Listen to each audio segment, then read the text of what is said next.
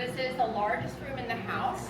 It's 2,800 square feet, and there are 50 seats here that were moved forward by state parks. Anybody happen to count the number of chairs in the dining room?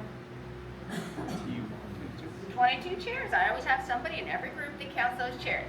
I'd like to find out who it is. 22 chairs in the dining room. Who else is sitting here? The staff. Mr. Hearst liked to invite the staff to watch the movie as well. Now, he could have had 25 or 35 people. They could have added chairs. Now, his only stipulation was that the staff would come in cleaned up from working out in the gardens all day.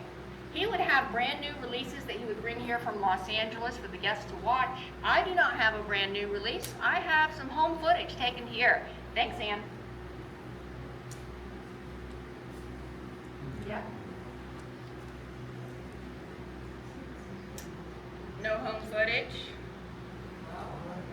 Try the second one. Second one over, it says, what does it say? Nighttime? That doesn't work either? Well, guess what? This is a historical home, and sometimes things don't work. So that's okay. We'll just talk about the theater. So these movies that he's bringing up from Los Angeles, he's got people that work for him in his business, like columnists that are doing reviews for the movies.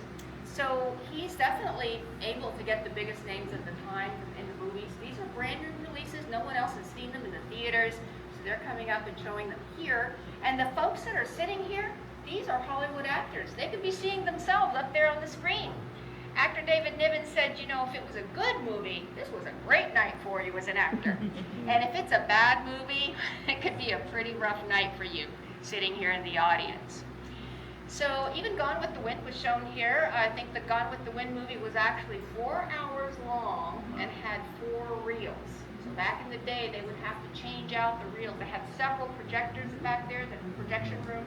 It would have to show one reel and then change it out and use the next projector to show another one.